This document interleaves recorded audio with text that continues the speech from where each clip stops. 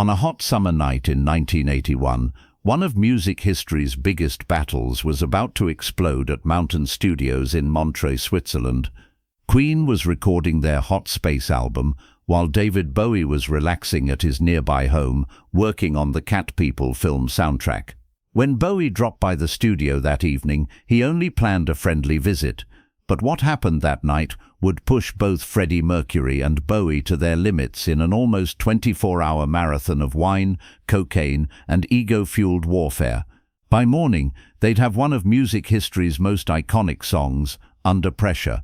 But behind this masterpiece lay the real story, a fierce battle between two rock legends in the vocal booth. If you love these stories, don't forget to subscribe to the channel, because we'll keep uncovering music history's darkest secrets. The beginning of that night seemed innocent enough. Queen members were jamming for a few hours before dinner, playing old songs from Led Zeppelin to Cream, just for fun.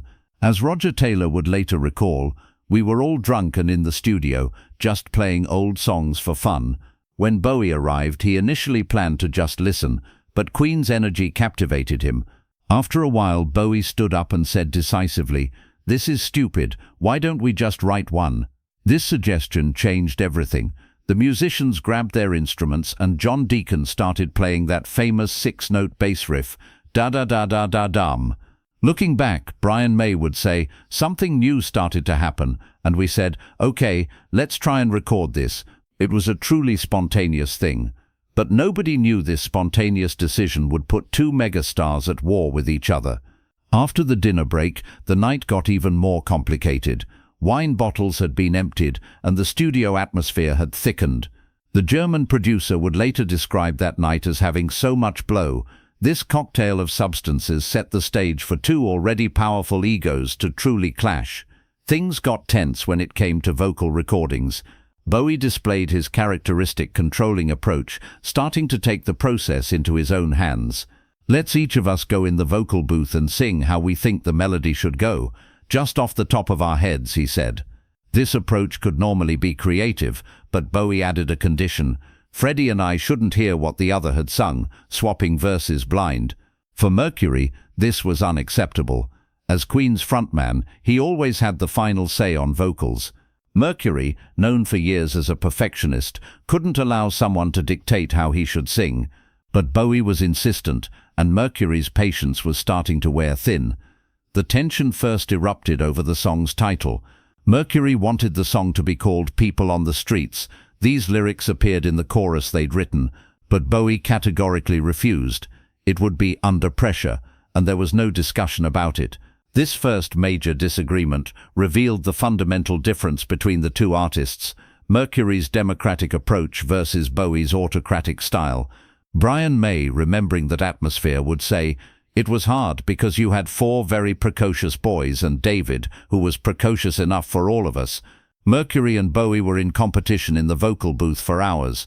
Both were trying to impose their own melodies while rejecting the other's suggestions. Bowie's constant interference drove Mercury crazy, because in Queen, final vocal decisions always belonged to him. While Mercury's patience was being tested, Bowie also found Mercury's theatrical approach incompatible with his own artistic vision. Two different creative philosophies, Mercury's grand operatic style and Bowie's experimental minimalism, were clashing in the studio.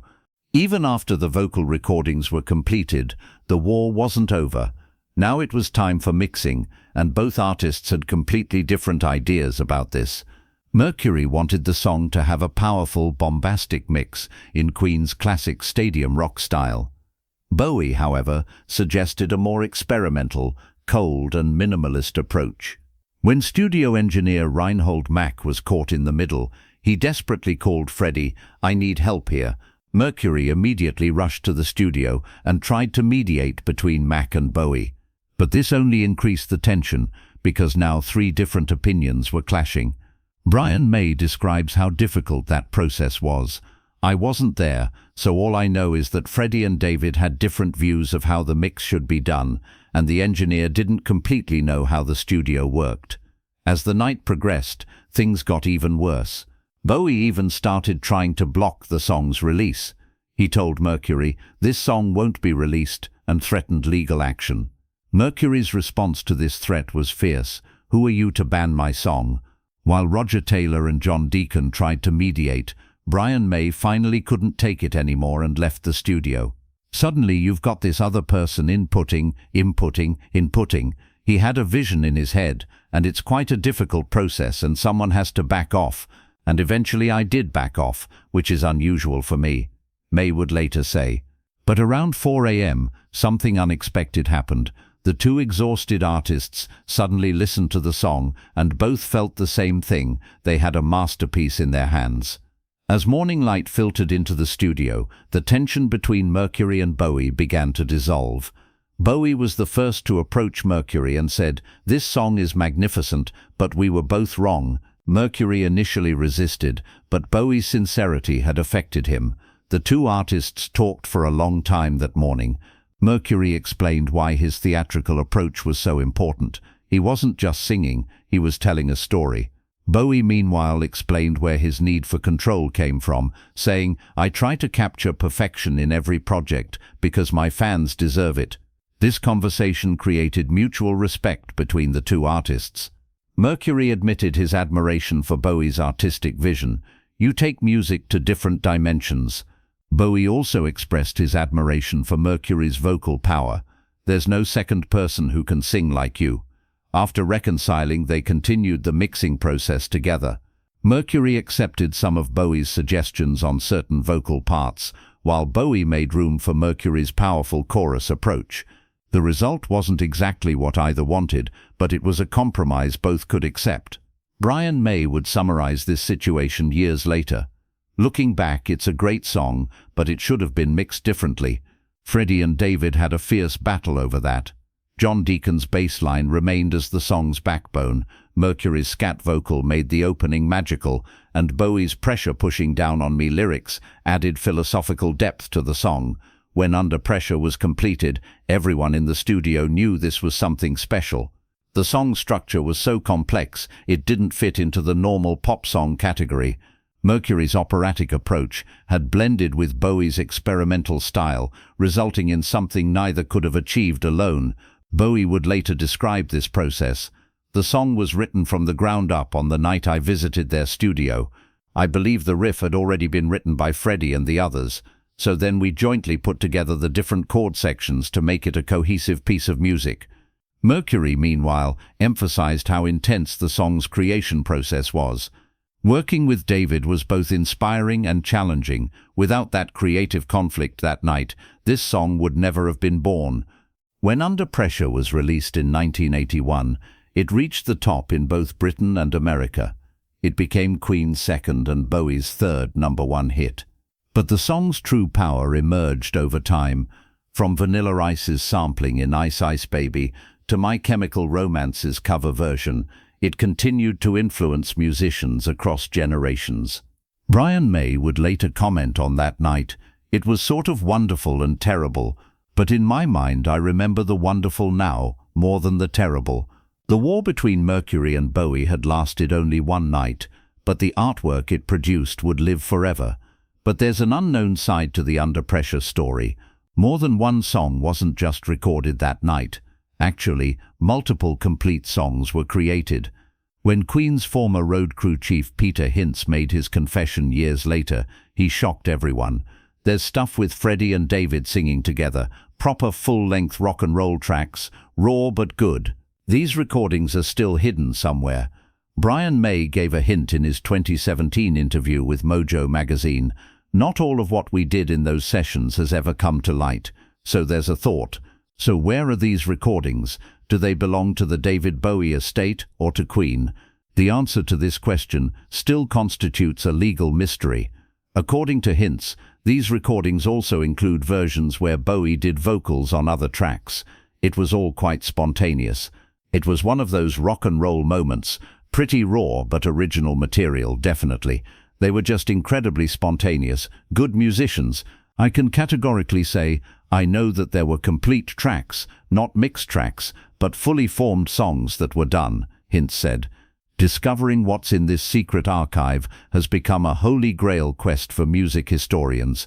Studio workers who witnessed that night vividly remembered those moments for years. Sound engineer David Richards said, "Two different musical worlds were colliding. We knew it would be difficult when Queen's experienced, tested structure met Bowie's avant-garde spontaneity, but nobody could have predicted the result would be this powerful." The German producer described that night's atmosphere in even more striking words. "The studio atmosphere was electric, but not in a good way. The tension was so intense you could almost touch it. The creative conflict between Freddie and David affected the entire room. Sometimes you felt like you were watching musical geniuses, sometimes you were afraid the bomb would explode." The technical complexity of Under Pressure was also a product of that night's conflict. John Deacon's bass line actually emerged by accident. When they returned from dinner, Deacon had forgotten the riff, and while others tried to remind him, the current version emerged. Roger Taylor describes this moment. "John had been playing that riff all night long. Then when we came back from dinner, he'd forgotten it. When we tried to remind him, it came out a bit different, and that version was more powerful." Mercury's scat vocal was also a product of spontaneous conflict. Bowie had insisted that they both sing whatever came to mind in the vocal booth without listening to each other. Mercury's iconic do-do-do-da-da-da-da-da opening was exactly the result of this angry spontaneity. This vocal, which remained as the song's beginning for years, was actually Mercury's frustration with Bowie transformed into melody. The success of Under Pressure changed the collaboration paradigm in the music industry. Record companies started organizing star collisions more frequently after this, but none could replicate the magic created by that night's organic conflict. When Vanilla Ice's Ice Ice Baby came out in 1990, his unauthorized sampling of John Deacon's bass line caused a major legal crisis. Although Vanilla Ice initially claimed it was completely different, he was eventually forced into an out-of-court settlement, and Bowie and Queen members were credited as co-writers of Ice Ice Baby. This incident once again proved how powerful the cultural impact of Under Pressure was. The Under Pressure story actually started with another song. Bowie had come to the studio that night to do backing vocals on Queen's song called Cool Cat. But this session turned into a complete disaster. Bowie was so dissatisfied with his own performance that he demanded his vocal be completely erased. Mercury was very upset by this situation because he had spent hours trying to get Bowie to like his vocal. This initial conflict was actually the first sign of the ego war that would rage throughout the night. Mercury would later remember this moment. David was such a perfectionist that he wasn't even satisfied with his own voice. I was the same way, but he was more extreme. What do two perfectionists do in this situation? They go to war with each other. After the Cool Cat incident, Bowie insisted that he not be credited on any Queen songs.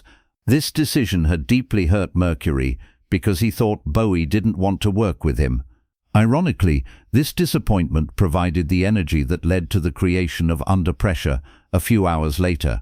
An important factor in that night's story was that the session lasted almost 24 hours, and this affected both artists' creative processes. As Mark Blake reported in his book Is This the Real Life?, the German producer described that night as having so much blow. This situation both increased creativity while also fueling tension. Brian May would later describe how intense that night was. Suddenly you've got this other person inputting. He had a vision in his head, and it's quite a difficult process, and someone has to back off, and eventually I did back off, which is unusual for me. This substance use also affected Mercury and Bowie's decision-making. They were rejecting compromises they would normally accept, turning small disagreements into major conflicts. Even while the fights continued, there was mutual professional respect between the two artists. When Queen's road manager Peter Hintz remembered that night years later, he said, "David and Freddie were totally different people. David was quite quiet. He would never scream and shout if things went wrong. He never played the prima donna. Privately, Freddie was quite quiet, but if things weren't going his way, he'd let you know in no uncertain terms." This psychological dynamic explained the real nature of the fight. Mercury wasn't just fighting because of artistic differences, but also because of his need to protect his own musical territory. In every vocal take, he was trying to prove his artistic integrity, defending Queen's musical identity in every lyrical suggestion. Bowie, meanwhile, was focused on imposing his own experimental approach. While trying to pull Mercury into a more experimental area, he was also trying to ensure the song fit his own artistic vision.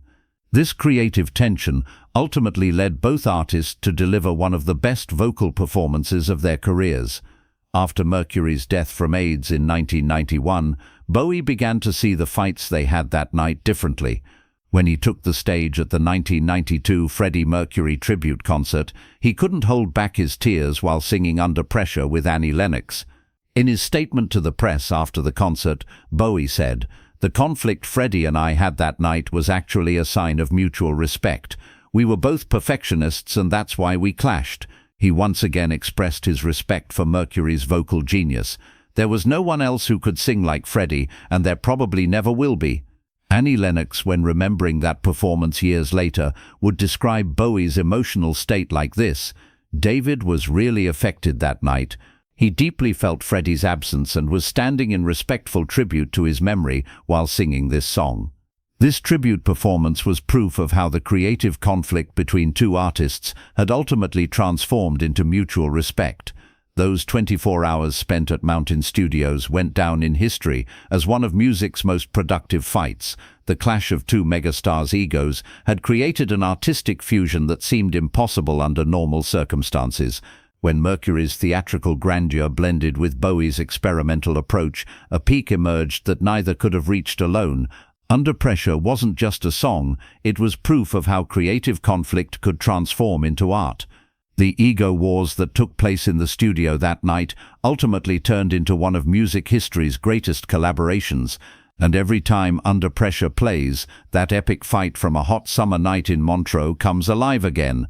Freddie Mercury and David Bowie may have clashed that night due to their different artistic approaches, but the masterpiece they ultimately created proves forever how powerful the creative tension of two artistic geniuses can be.